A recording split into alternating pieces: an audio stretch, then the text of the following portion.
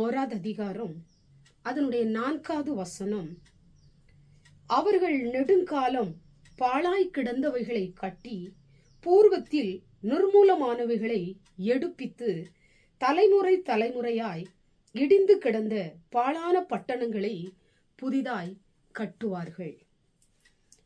எனக்கு அன்பான தேவ பிள்ளைகளே, உங்க வாழ்க்கையில ஆண்டவர் ஒரு புதிய காரியத்தை உங்களுக்கு செய்ய போகிறார்.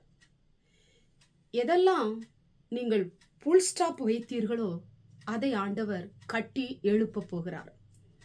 உங்களுடைய வாழ்க்கை கட்டி எழுப்பப்பட போகிறது. உங்களுடைய தொழில், உங்களுடைய வியாபாரம், உங்களுடைய பொருளாதாரங்கள், உங்களுக்கு உண்டான எல்லாவற்றையும் ஆண்டவர் கட்டி எழுப்ப போகிறார்.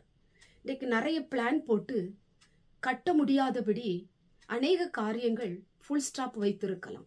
இனி அவ்வளவுதான், என் வாழ்க்கையில கட்டுவதற்கு எனக்கு பணம் இல்லை, மனித உதவி எனக்கு இல்லை, அநேக தடைகள் இருக்கிறது, பலவீனம் ஒரு தடையா இருக்கிறது, வியாதி ஒரு தடையா இருக்கிறது, பணம் பற்றாக்குறை ஒரு தடையா இருக்கிறது, நான் என்ன செய்வது? இனி அவ்வளவுதான், என்னால எதுவுமே செய்ய முடியாது, என்னால எழும்ப முடியாது, என்னால இதை கட்ட முடியாது அப்படி என்று சொல்லி நீங்கள் புல் ஸ்டாப் வைத்திருக்கலாம். இன்றைக்கு ஆண்டவர் அப்படிப்பட்ட காரியங்களை எல்லாம் ஆண்டவர் கட்டி எழுப்ப போகிறார். தேவ வல்லமை இன்றைக்கு கட்டுகளை உடைக்க போகிறது. தேவ வல்லமை தடைகளை இன்றைக்கு உடைக்க போகிறது. கட்ட முடியாதபடிக்கு, திரும்ப எழும்ப முடியாதபடிக்கு, எழுப்ப முடியாதபடிக்கு இருக்கிற எல்லா தடைகளையும், எல்லா மனுஷிக கிரியைகளையும் ஆண்டவர் இன்றைக்கு உடைக்க போகிறார். மறுபடியும் எழுந்து கட்டும்படியான ஒரு பலனையும் ஆண்டவர் எல்லாவற்றையும் உங்களுக்கு தந்து உங்களை ஆசீர்வதிக்க போகிறார். கட்ட முடியாதபடி நீங்கள் சோர்ந்து போயிருக்கலாம், கலங்கி போயிருக்கலாம், மனபாரப்பட்டு கொண்டிருக்கலாம், அனுதினமும் தேவ சமூகத்திலே நீங்கள் அழுது கொண்டிருக்கலாம்.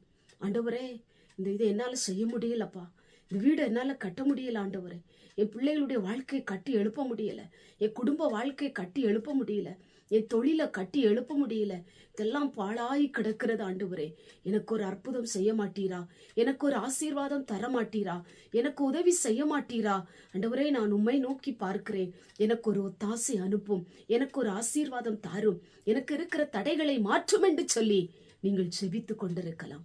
இந்த நாளிலும் ஆண்டவர் உங்களுடைய ஜபத்தை கேட்டு அதை மறுபடியும் கட்டி எழுப்பும்படி ஆண்டவர் கிருபை செய்ய போகிறார். நீங்கள் கட்ட முடியாதபடி இருக்கும் பொழுது உங்க வாழ்க்கை சோர்ந்து போயிருக்கலாம், கவலையோடு கூட இருக்கலாம்.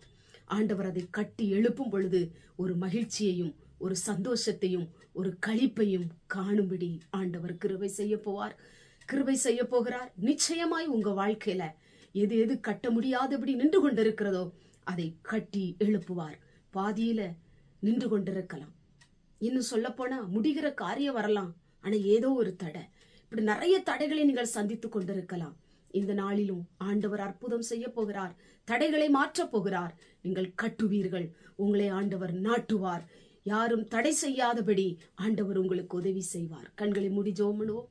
எங்கள் பரிசுத்தமுள்ள நல்ல பிதாவே, கேட்டதான வசனத்தின் மூலமாய் ஆண்டவரே, உம்முடைய பிள்ளைகளை கட்டி எழுப்புகிற தெய்வம், ஆண்டவரே, ஃபுல் ஸ்டாப் வைக்கப்பட்டதெல்லாம் மறுபடி கட்டி எழுப்புபடியான பலனை, சத்துவத்தை, ஆரோக்கியத்தையும், பணத்தையும், ஆண்டவரே ஸ்தோத்திர கர்த்தாவே, எல்லாவற்றையும் கர்த்தருக்கு கொடுத்து மறுபடியும் நிமிர்ந்து நிற்க கர்த்தர் கிருபை செய்யும்.